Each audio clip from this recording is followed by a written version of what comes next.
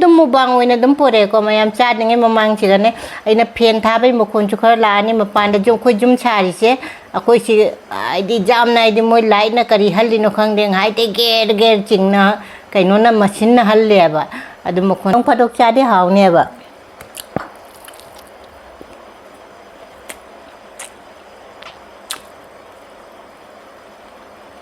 Thanging ga umur ko metpa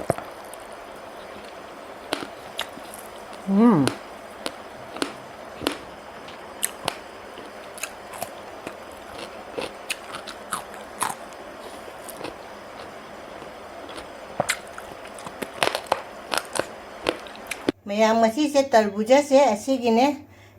angang ko sina fruit oina dum chare kwa asigi maku se angau ba se asina nei hinjang ai di ngau ge ba ai di torbot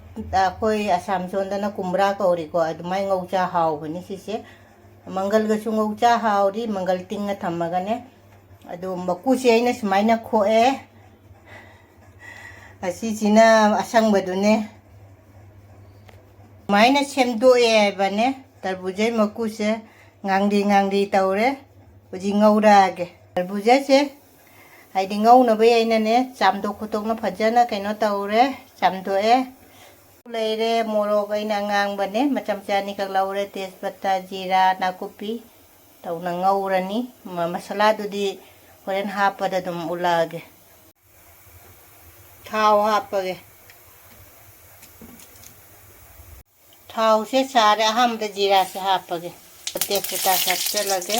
adu tilau satche lage moro ki satche lage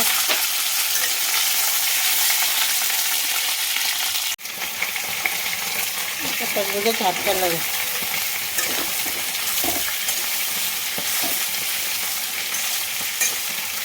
ngaha ngaure minane tum kha thakche lage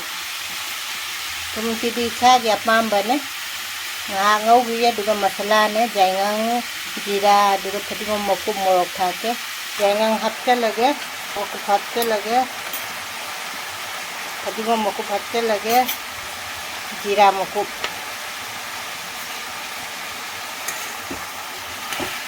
dum kumbra ngau bu cha ba do adumai dum hau bune ba ko tol bot ngau ba cha ba dumai hau bune dum ai ti nong phadok cha ba hau re ba nuti gi cha ra bu di hau roi ne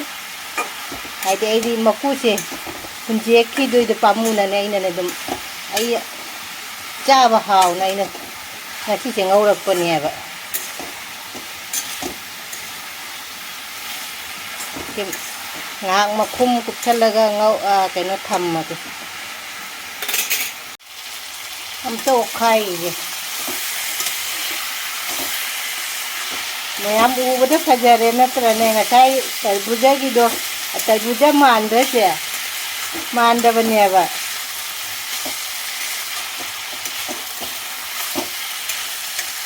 kan chi kana ne Elisha thongge to bane ba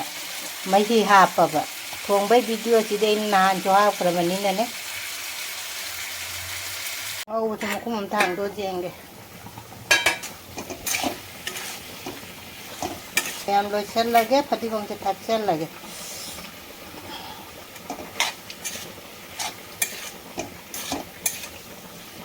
mayam chum ta ngau ra cha ra jeng hau mani dum lôi de ai ge ngau se lôi chân lage do choi nei le cha tong ba che Elisha che chou bani matte ko nahan cha gi bado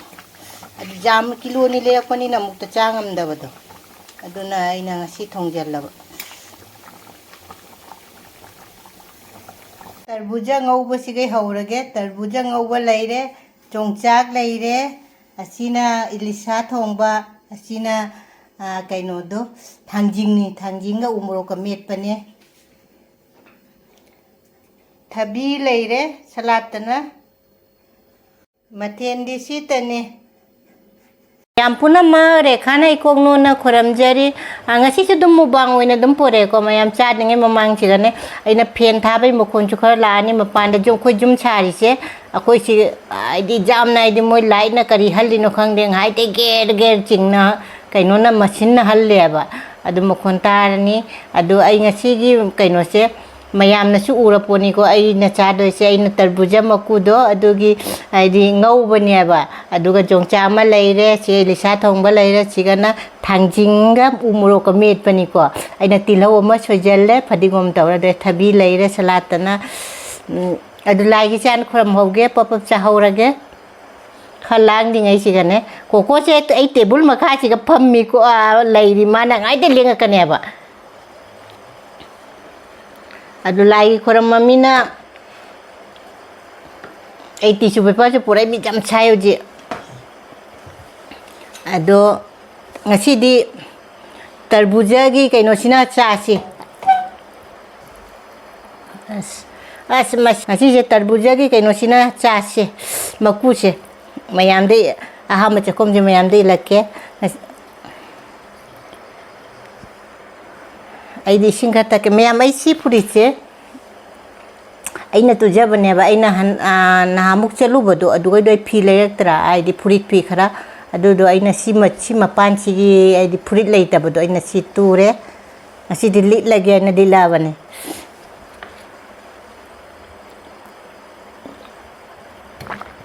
ꯑꯩ ꯅꯤꯝ ꯃꯅꯥ ꯉꯧꯔꯝꯕꯅꯤꯅꯦ ꯆꯥꯔꯒ ꯍꯥꯎꯔꯤ ꯍꯥꯎꯇꯦꯁꯦ ꯍꯥꯏꯔꯛꯑꯒꯦ ꯇꯔꯕꯨꯖꯥꯒꯤ ꯃꯀꯨꯁꯦ ꯅꯣꯡ ꯐꯥꯗꯣꯛ ꯆꯥꯗꯤ ꯍꯥꯎꯅꯦꯕ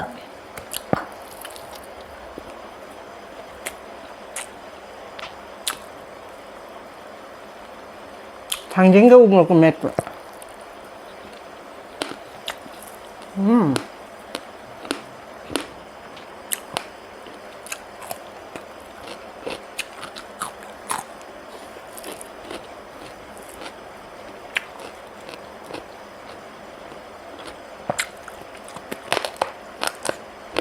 ꯑꯩꯁꯦ ꯅꯤꯝ ꯃꯅꯥ ꯂꯧꯔꯨꯕꯅꯦꯕ ꯅꯤꯝ ꯃꯅꯥ ꯉꯧꯕꯅꯦꯕ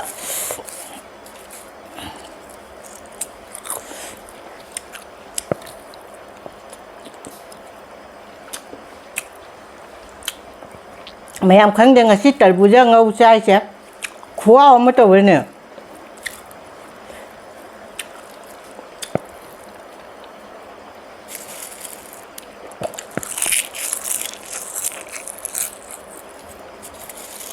ꯅꯤꯝ ꯃꯅꯥ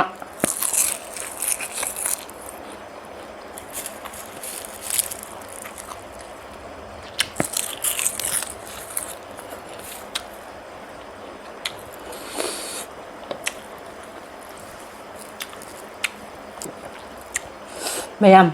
ꯇꯔꯕꯨꯖꯥ ꯆꯥꯔ ꯃꯀꯨ ꯍꯨꯟꯖꯦꯛꯄꯤꯅꯨꯀꯣ ꯉꯧꯔ ꯑꯝꯇ ꯆꯥꯁꯦ ꯌꯥꯝ ꯍꯥꯎꯔꯦ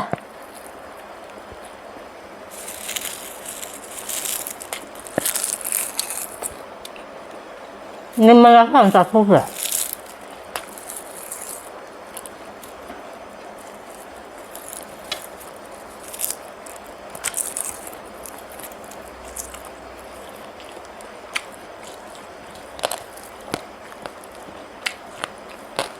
yongchak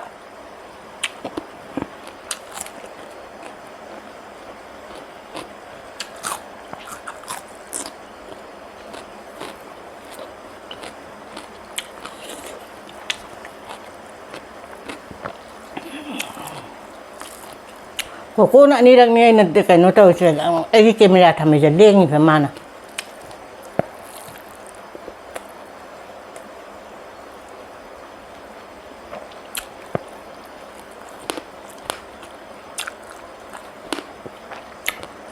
ꯁꯥꯎꯅꯤꯡꯅ ꯑꯩꯅ ꯕꯔꯟꯗꯥꯗ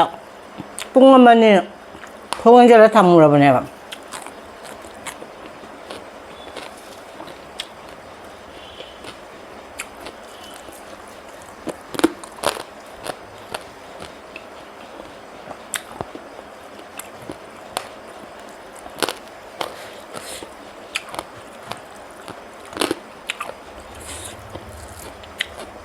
ꯉꯥ ꯊꯣꯡꯕ ꯆꯥꯅꯤꯡꯗꯦ ꯑꯩꯗꯤ ꯏꯂꯤꯁꯥ ꯊꯣꯡꯕꯒ ꯇꯔꯕꯨꯖꯥꯒꯤ ꯀꯩꯅꯣꯁꯦ ꯉꯧ ꯆꯥꯛꯁꯨ ꯈꯨꯍꯥꯎ ꯑꯃ ꯇꯧꯕꯔꯦ ꯉꯁꯤꯁꯦ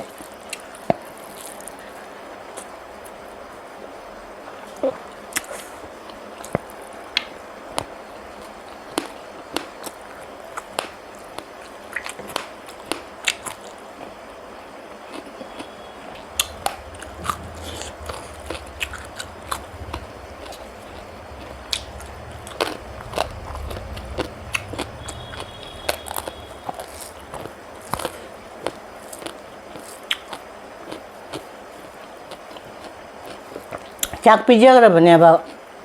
ꯀꯣꯀꯣꯒꯤ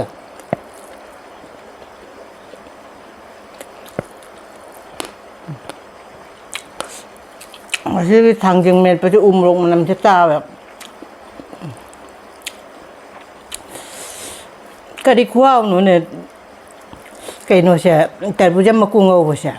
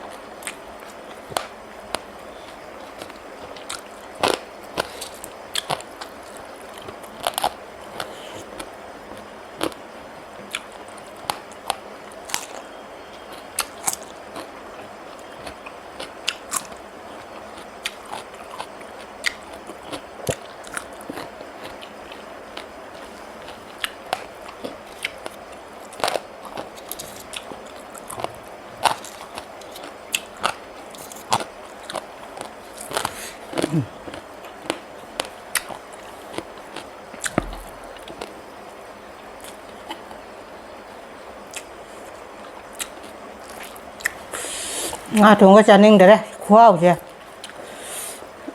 ꯑꯩꯅ ꯍꯥꯏꯔꯤꯁꯦ ꯈꯨꯍꯥꯎꯁꯦ ꯀꯌꯥꯔꯛ ꯁꯨꯔꯝꯃꯅꯤ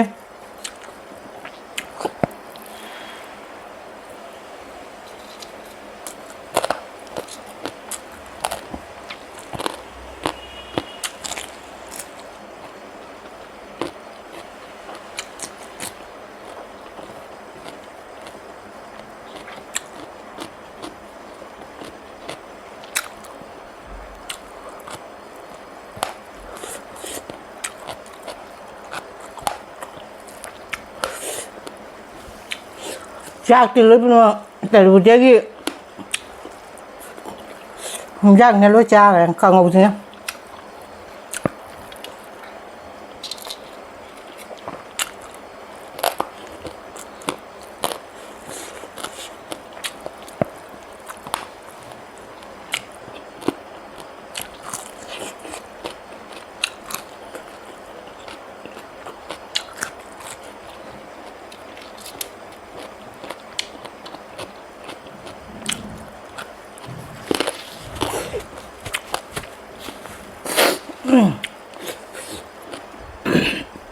ꯉꯥ ꯊꯣꯡꯕꯁꯨ ꯑꯃꯨꯛ ꯆꯥꯁꯦ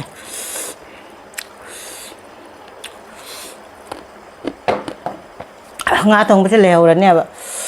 ꯄꯨꯊꯣꯔꯛꯑꯕꯅꯤꯅ